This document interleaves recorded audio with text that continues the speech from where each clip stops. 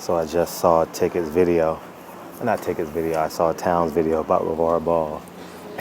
He literally went in on him. And we got to have this conversation, Town. I haven't listened to Ticket's video, but I heard your response video, and you agreed with him 100% about Lavar Ball. And those of you who don't know, I'm going to New York, so if you guys have any questions, comments, as I tell you guys, go to my Instagram because it's so much easier to contact me through Instagram and just send me a DM. And if I have time to ask you a question, comments, or you see something I don't see because you guys watch other people's video because I'm out there grinding, just feel free to put it in my DM and I'll gladly do my best to get to it. Now,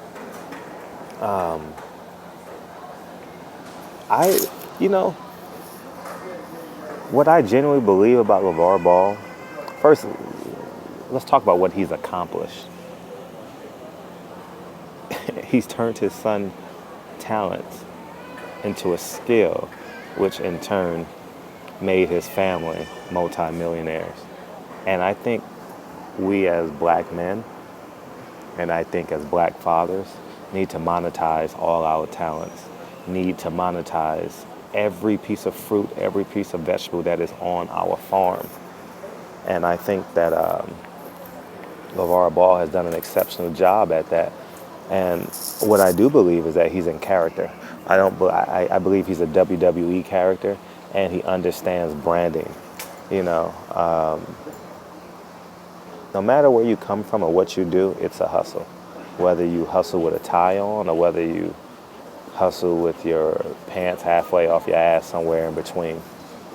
And I think Lavar Ball has done an exceptional job at knowing how to market himself, similar to, I'm not saying the same strategy, but similar to a Floyd Mayweather, similar to Conor McGregor, similar to what Canelo is attempting to do now.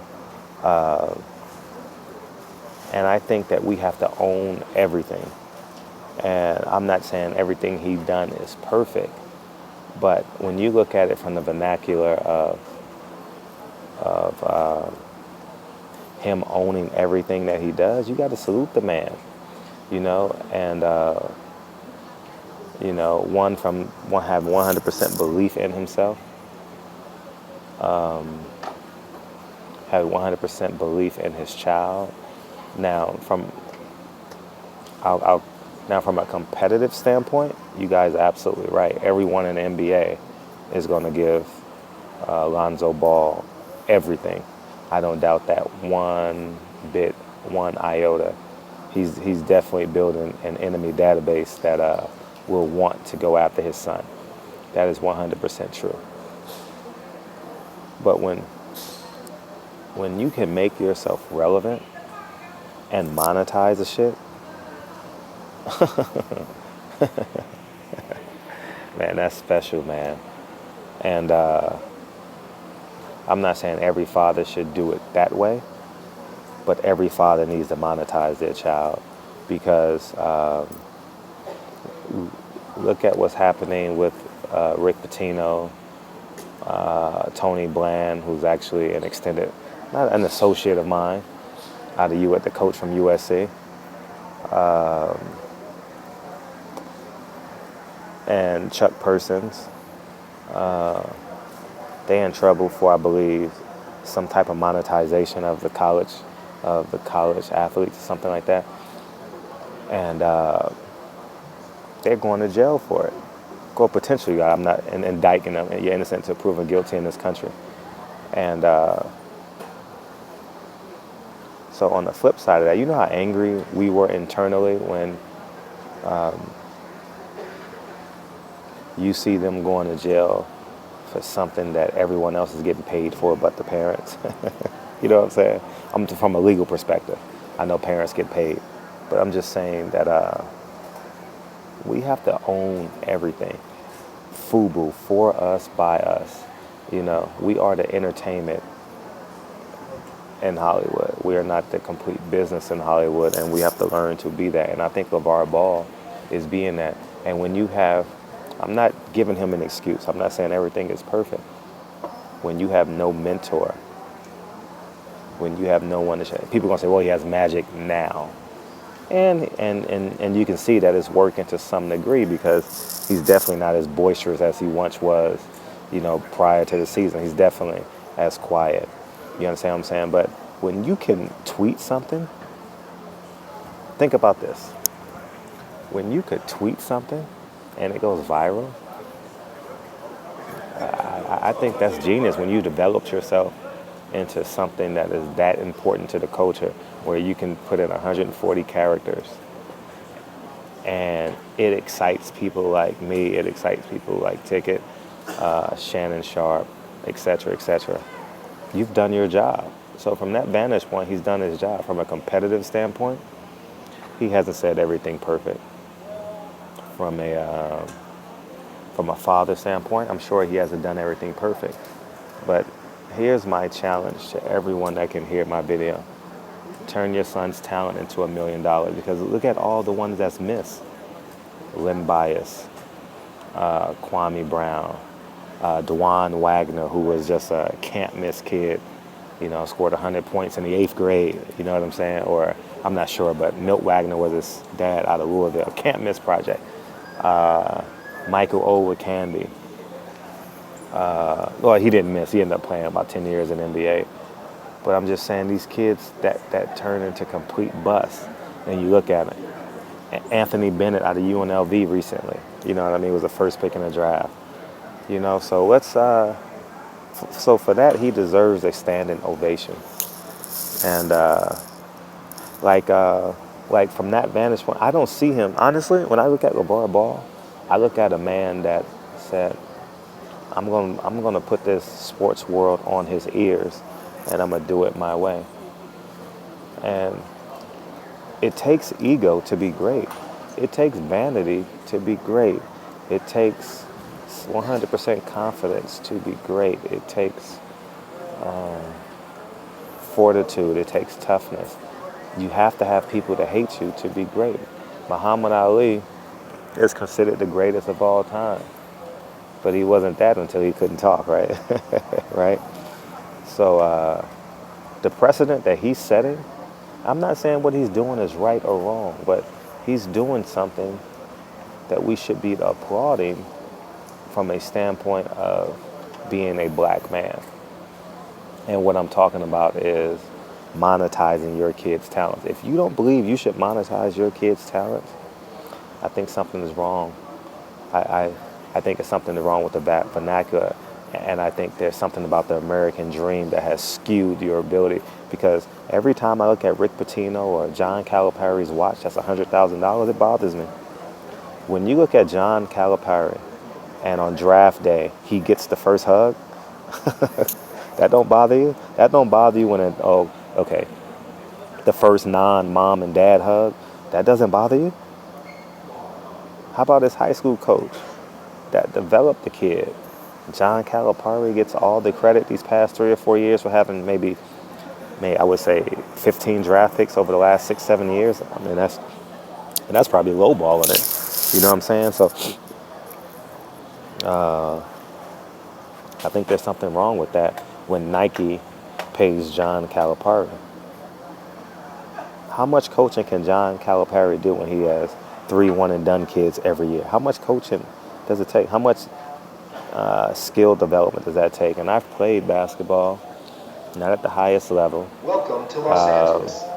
This is Mayor I was a Eric D1 Garcetti. athlete coming out of high school. It is Didn't always qualify, an honor to host but I our had troops D1 and talent, right here in I the city of mean, Angels. I spent my summers playing with Current Earl members of Watson, the Baron military and their Davis, family members the are Toby invited to Baileys visit of the the world, all Lavar these Ball NBA vessel, pros located on at the arrivals Wooden, deck, across was from it Terminal 2. at UCLA in the summer The ball. Lavar So Ball vessel I did is all of open that, 24 hours and a I day wasn't the best and is player, available to current members of the military and their family members but with valid military identification. I could play with them. I was one of the People of Los Angeles, best thank you players for your service to of our my, one of the best point guards. But when you got people like Baron Davis, Jason Hart, all these guys coming out behind you, these guys are NBA pros that were in my class. You know what I'm saying? We went to camps together and stuff like that. But I just think it's imperative that we work on switching the paradigm. So if you critique LaVar Ball, you must first assess his greatness and his ability to be a WWE character, I think is beautiful. I'm not saying do I agree with everything that he says, but to create a character, I grew up off the Ultimate Warrior, Macho Man, Randy Savage, and Hulk Hogan. Hulk Hogan did the same thing. The Kardashians are doing the same thing. Puff Daddy is doing the same thing with his son. They're not doing it the same. They're going to the same destination, they're just in a different car. And making his son a millionaire, I salute him. So, so yeah, man, I salute them. So, anyways, man, I want to upload this video before I get on this plane. And so, ticket in town. Yeah, I got 6 hours to respond. Well, I'm stopping in Chicago, so I'll be able to check it in Chicago. I got a 45-minute layover in Chicago. So, you got 45 minutes to respond. But I think this is a conversation Town and I will have probably sometime this week. Yeah, but I think we need to own everything. I tell you what, I don't know what my son is going to be. But I'm going to attempt to expose him to as much as possible. And if I see greatness in anything and he wants to pursue it, I'm going to own it. And if my son is a LeBron James of anything, listen to what I'm saying. If my son is a LeBron James of anything, you already know who his manager is. You already know who his advisor is, right? You know, Angel Garcia isn't perfect. For security reasons, please maintain close Roy control Jones, of your Floyd belongings Sr. at all wasn't times. perfect. In order to prevent transporting dangerous But what items they without did your know knowledge, do not is accept luggage, packages, what they or could carry-on become items that do if not they belong hone to this you. talent, if they own this talent, if they own it, if they turn this talent into a skill. Because at the end of the day, talent will fail you if it's not a skill, okay? Listen to what I'm saying. Your talent will fail you if you don't turn it into a skill. And that's what they did. Floyd Mayweather is worth $1 billion. His dad's a multi-millionaire. And his dad just has fun in the gym every day. So anyways, let's have this conversation. This is a conversation that can be expanded into other places. And I think it's something, and I think this conversation is important to our culture in terms of how should we go about doing this? What is protocol in doing this? Because when you have, keep in mind, we didn't have mentors before 1960. Before the Jim Crow, pre-Jim Crow, we didn't have mentors. So this is literally 65, 75, 85, 95, 105. We're 50 years removed. So this is first generation black wealth. This is first generation black wealth. Think about it. That deserves its own video. I just thought about it right now. This is first generation black wealth. So that means we had no mentor. And I understand the Black Wall Street. I'm talking about the Voting Act, the Civil Rights Act of like 1965 or 68 or something like that. This is first generation black wealth. Wow. Let's just start from 1970. From 1970, 30 years, 47, we're 47 years. Wow. That's humbling. So when you see a black man that truly doesn't really know how to act when he gets wealth, think about that from that vernacular. We're only 47 years away from us owning and voting. Wow. And that'll bring a tear to my eye if I wasn't in this damn, that would make me want to go write something or go create something. That is powerful. So anyways, man, barbershop conversations. Again, if you guys have any comments, questions, feel free to, my Instagram is Silent Heroes, SILENTHEROS. Just click on any other video that I did, and it's right there in the box. So anyways, I salute y'all. I appreciate y'all, man. Today is Monday. Make sure your Monday was better than your Sunday. All right. Happy Halloween. Stay safe. No. Listen.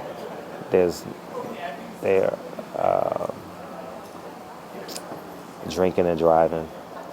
You can get the pussy without drinking and driving, y'all, all right? There's no excuse for drinking and driving today and tomorrow. Yesterday, this whole 4-day weekend is pretty much fun, and I get it. I'm with all that. I'm with everything you guys want to accomplish in your social life, all right? I've been there. It's fun, but do it responsibly. No drinking and driving. I don't. I want all my subs to come back. I tell you guys that all the time. But anyways, man, I salute y'all. And any questions about the fight, anything, I'll be there till Sunday. So